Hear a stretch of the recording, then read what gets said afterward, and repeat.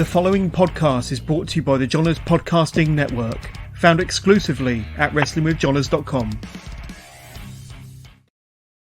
We're back with another video with Iconic Shadows. This is a prediction series that we are doing. We will be doing WWE Clash at the Castle 2024, which is located in Glasgow, Scotland. Thank you for coming on. I really do appreciate it. No worries. How you doing? Yeah, not bad, man. Just, the normal routine, work and everything. So I'm very looking forward to this one because, like we mentioned before we went on, there's a few match times that could go either way. And yeah, I think we know that one of them is Chad Gable and Sami Zayn, and then you've got Drew McIntyre versus Damian Priest. So we will get into this. We'll give our opinions, and then we'll say who we think is going to win. What match are you most looking forward to? I'm not sure really. It might, but I might be leaning more towards the Chad Gable match just because of how unpredictable it could be. Yeah, that's very true. So since you mentioned that one, we will start off with that one. Chad Gable versus Sami Zayn. What do you think about this match? I think it could be quite interesting. It could be a way to get the title off Sami Zayn if you wanted him to be in the Money in the Bank match or something. Yeah. I think Chad Gable at the moment is having the push of his life. He's getting a big push, and I think if he doesn't win, then it'll be very disappointing. Yeah. Because there's rumours circulating about that his contract expired, and obviously there's no confirmation that he's signed, but if tonight will be a good determination if he has signed. Oh, yeah. So I would suggest that my money is going to be on Chad Gable because, like I mentioned a minute ago, he's on the push of his life, giving some of the best work he's done. I was kind of gutted that they didn't do the underdog story with him winning the IC title from Gunther, which that was quite disappointing. Oh, yeah, I can see what you mean. But other than that, I think it's going to be quite an entertaining match. They're both kind of similar styles. Obviously, Chad's more technical, where Sammy's more like high flying. So it's kind of mixes. Yeah, there's every chance there could be some form of interference. Plus, then there's Otis, who's, could turn on Gable, but I don't think he will. All depends on how the match ends and if anyone gets involved, I suppose. Yeah. Who have you got for this match? More because I think most people have got Chad Gable winning, but I think part of me was like, it kind of depends on how other matches go to an extent. But I kind of just went with the potential more safe option and just went with Sami Zayn, to be honest. Yeah, I hear you. I understand where you're coming from with that one. But I'm going to say Chad, you're going to say Sammy. So let's see in 2 days' time. Yeah. So this one, which is, we've got Bayley versus Pippa Niven for the SmackDown Women's Championship. I think it's good how they've got Pippa Niven, who's obviously Scotland, in the title picture. Yeah. So that one's going to be a good one. Although it could be a bit last minute to why she's in it just because they're in Scotland. Yeah, I'm thinking that. She's not really been doing too much. I think actually the pay-per-views on a more easier time for us in the UK for a change. And I think it's actually tomorrow on Saturday, not Sunday. Even better. Also a bit nicer. Yeah. Usually, all the pay-per-views are in America like 1 a.m. for us, whereas this is like evening time for us. So it's a bit more, okay, we're refreshed and available to watch it. Yeah, I see what you mean. Who have you got winning this one? I'm going to say Bayley because I can't see her dropping the title anytime soon. I think it'd be a good match, but I feel like, I'm good with Bayley as well. It just seems a bit too early, and a bit of a, not to disregard Piper in any way, but it just doesn't seem like there's been anything to the match for it to render her to win. Yeah, I see what you mean with that one. And this one, the next match we've got, because obviously I'm saying Bailey, you're saying Bailey, so we'll see tomorrow night, and who knows. Yeah. But this one, we've got a triple threat tag team match. Again, you've got two people who's from Scotland, Isla Dawn and Alba Five, however you said that, versus Jade Cargill, Bianca Belair, Zoe Stark, and Shayna Baszler. Now, with this one, I think obviously who's going to win this is going to be Jade Cargill and Bianca Belair, in my opinion. Yeah. Isla Dawn and Alba Five, however you say her name, is good because it's again they're in Scotland, so they're putting it on. But I think since Shayna Baszler came to the main roster, I think she's not been utilised as best as she probably could. Yeah, it's sort of been like ebb and flowing. Like sometimes there's been some good matches, and sometimes it's just kind of just been there. Yeah, that's very true. More stuff in NXT, I believe, recently. So I've got Bianca and Jade. I'll probably say that as well. If you had to rank all the matches that got the people from Scotland in, I would say this would be like in the middle of if they're potentially likely to win, just because it's a multi-person match. Yeah. But I would say Jade and Bianca more likely to win, and that's probably what I'll go with.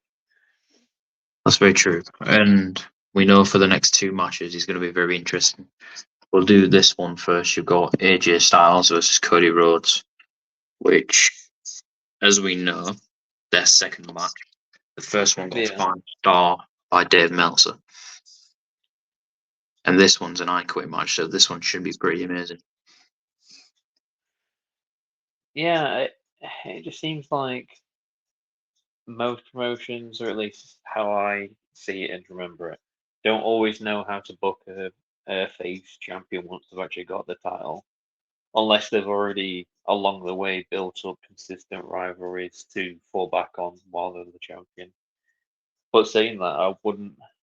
I mean, you could say has AJ got a slight more chance? He's got people on his side, and the fact that he's already won the title in the UK before. But I would say it'll come down to how intense the match can get and how even they want it to be. Because, like you say, the last match was like deemed a 5-star caliber match, so this one could potentially match it. It all depends on how far they want to push it. But I would argue that given how his title reign's been going, that it's more than likely that Cody Rhodes will retain. Yeah, I can see Cody returning. I think as much as the hype was to get Cody as champion, I feel like his title reign's been a bit mellow at the moment. Yeah. It's not as I'm not saying it's not as important, it's just not as wow, do you know what I mean? When some people has like a big rivalry. Because really his rivalry when they come back is gonna be unless Randy Orton turns on him. Yeah. Or because there's already that story there. Or unless The Rock comes back, or unless Roman comes back. There's no really people for him, you know, to verse. Yeah. But yeah, it's one of them. I reckon it's going to be a good match either way because, like we mentioned, the first one had 5-star by Dave Meltzer. This one's going to be with weapons and an I Quit match, so could be another good match. Yeah, like I say, I think you're probably going for it as well, but I'll probably stick with Cody Rhodes to win. Yeah, I'm going to say Cody Rhodes as well. And the final match, which we're all going to see, again, Glasgow's own, Scotland, Drew McIntyre versus Damien Priest. You have Judgment Day banned from ringside. What's your thoughts on this one? This match has probably got many factors involved. Like, on one hand, you don't want Scotland going absolutely insane and annoyed at the fact that obviously by this point, especially with how we've judged it, that every person from Scotland have just lost. You've got the fact that last Clash at the Castle, I was there. It was 2 years ago now.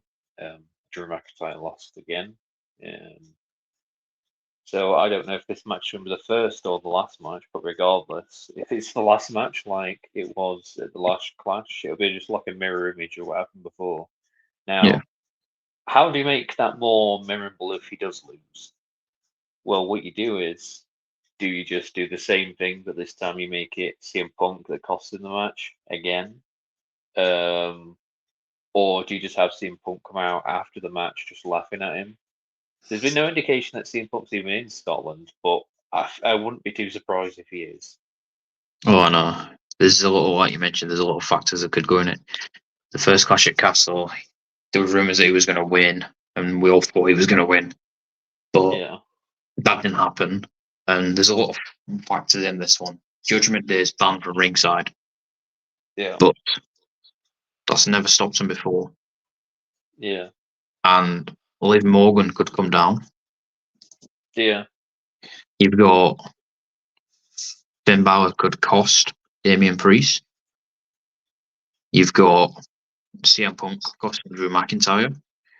You yeah, got Drew McIntyre winning clean. You got Damian Priest winning clean. There's a lot of factors that could actually go into this match. But personally, see it's a tough one for me because I'm a big fan of Damian Priest. yeah. And I think his title reign should last a lot longer than 2 months. This could be where they might have to pull the trigger on making Damien a face, and maybe making him lose the Judgment Day potentially, because maybe they do interfere and he gets really annoyed, and That that could could be happen. like the deciding factor if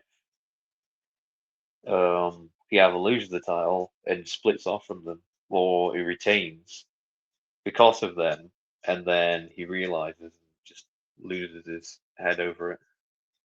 Yeah, I can see what you mean by that one. And we've just said that anything can happen with this match. I mean, knowing WWE, they will pull off the stops to make it a good match. I mean, every time they are in Scotland or over the sea, it's a good pay per view anyway. Yeah. So it's going to be one to remember anyway itself. But if I want to put someone to win, it's a toss of a coin really. But I'm going to say Damian Priest.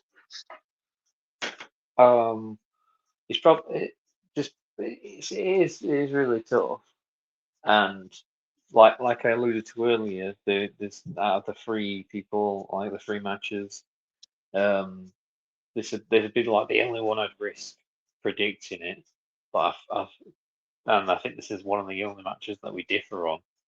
But just to make things interesting, I'll go with Drew McIntyre. I can see where you're coming with what you're saying though. But there's no right or wrong. Well, there is right or wrong answer, but it's sort of like the video is going to be called predictions. Yeah, they've certainly made it difficult to call it to an extent. Like, just because they're banned doesn't mean one of them can't just come in and we were wearing a hoodie and you just wouldn't see it coming or something. Yeah. Or CM Punk could be in the crowd wearing a hoodie. Yeah. Anything can happen, but I'm going to go with Drew. Damien, you're going to go with Drew. Yeah, yeah. Other than that, that wraps the video. Thank you for coming on. I really do appreciate it. No worries. Like you say, it's less matches, but sometimes, less is more, and hopefully that can mean we get more time for the matches that we actually get. Yeah, that's very true. Less is more and more is good Yeah, sometimes, or whatever that saying is. But thank you for coming on. I really do appreciate it. I'm No looking forward to worries. the next prediction video. Oh, definitely. Well, thank you. Take care. No worries, you too, dude.